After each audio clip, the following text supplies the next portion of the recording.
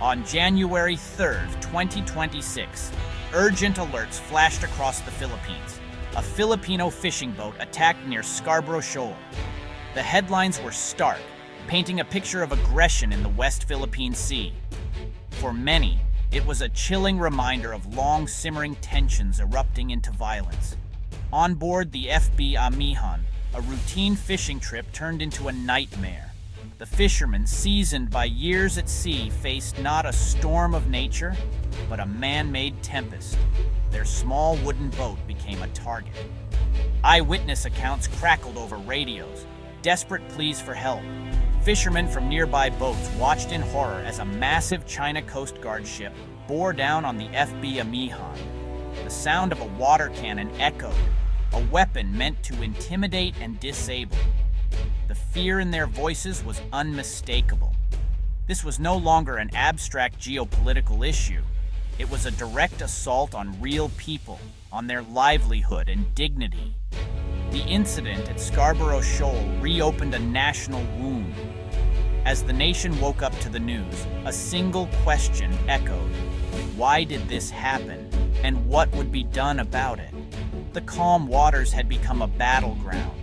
Dawn broke over Scarborough Shoal as the FB Amihan's crew began their day, nets full and spirits high.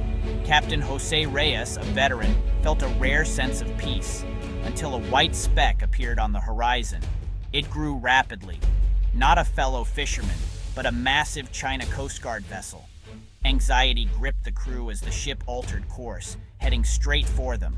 The powerful wake rocked their boat. The message was clear. Intimidation. Through a loudspeaker, a command boomed, "Leave now." Captain Reyes tried to communicate. "We are a Filipino fishing boat, in our traditional grounds." There was no response, only the relentless approach. The crew huddled together, fear and defiance in their eyes. Their sturdy boat now felt fragile, dwarfed by the foreign vessel. The uninvited guest had arrived, and it was clear it had not come in peace. The day's promise was shattered in an instant. The fishermen braced themselves for what was coming. Their sanctuary had become a trap. The sea was no longer safe. The confrontation escalated instantly. The China Coast Guard unleashed a high-pressure water cannon, slamming into the FB Amihan. The force knocked fishermen off their feet, the sound deafening. The water swept across the deck, targeting the men directly. Paolo, a young fisherman, was hit in the chest and collapsed. Another crew member was knocked unconscious. The deck flooded, their catch ruined. Captain Reyes, blinded and deafened, fought to steer the crippled boat away. The engine sputtered, navigation equipment destroyed. The attack felt designed not just to drive them off, but to destroy them. Injuries were immediate: bruises, cuts, concussions. As the Chinese vessel finally moved away, a chilling silence fell. The trauma would linger long after the physical wounds healed. The journey home was agonizing.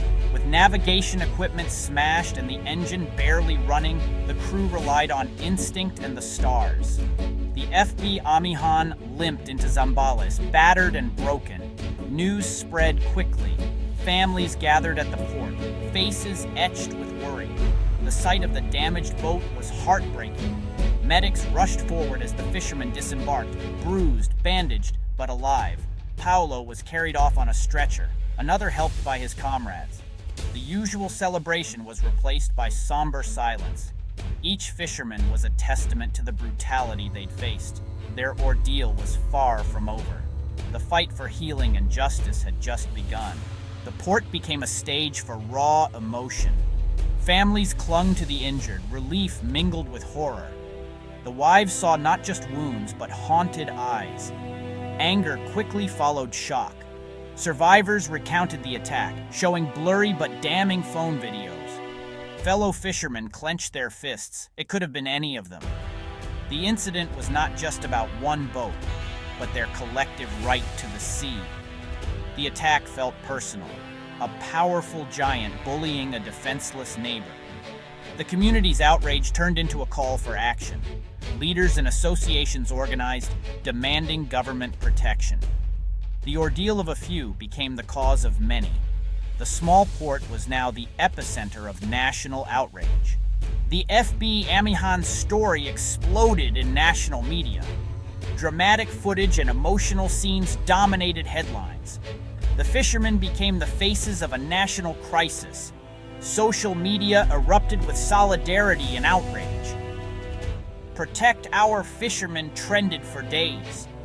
The incident tapped into national pride and frustration over incursions into Philippine sovereignty. Public pressure mounted. The government announced legal action. On January 3, 2026, the Philippines declared it would sue China, citing violations of international law and UNCLOS. The evidence, damaged boat, medical reports, videos, became Exhibit A.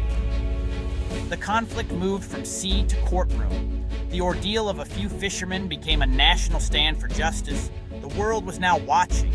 The attack on the FB Amihan was part of a larger struggle, the South China Sea dispute. China's sweeping 9-line claim overlaps with the exclusive economic zones of its neighbors. The Philippines has anchored its position on UNCLOS and a 2016 tribunal ruling that invalidated China's claim. China rejected the ruling, maintaining a powerful maritime presence. Filipino fishermen are caught in the crossfire of this geopolitical battle. Scarborough Shoal, a traditional fishing ground, is now a flashpoint. China's constant presence means harassment is routine. The FB Amihan incident is part of a deliberate pattern, gray zone tactics that stop short of war. For fishermen, international law means little against a water cannon. They are on the front lines armed only with nets and courage. The sea is their battlefield. Sovereignty is at stake. As the lawsuit made global headlines, the Philippines and China offered starkly different stories. The Philippines called it an unprovoked attack on civilians, backed by emotional testimony and evidence. The government vowed to use every legal and diplomatic means to hold China accountable. The lawsuit was framed as a righteous appeal to the rule of law. China, meanwhile, claimed the Filipino boat was illegally intruding and that their Coast Guard acted professionally. Chinese officials released edited footage, omitting the water cannon attack. Each side accused the other of provocation and distortion. The world saw two irreconcilable narratives: victim and aggressor, law enforcer and transgressor. The chasm of mistrust deepened. The dispute was no longer just about territory, but about truth itself. The battle for the narrative had begun. Beyond headlines and legal battles lies the human cost. For the FB Amihan's crew, the trauma is lasting. The sea is now a place of fear. Many are afraid to return, their families plunged into uncertainty. Their story is echoed by fishing communities across Southeast Asia. Harassment by powerful ships is common. These fishermen are the forgotten victims of a high-stakes geopolitical game. The South China Sea is vital for global trade. Instability threatens economies worldwide.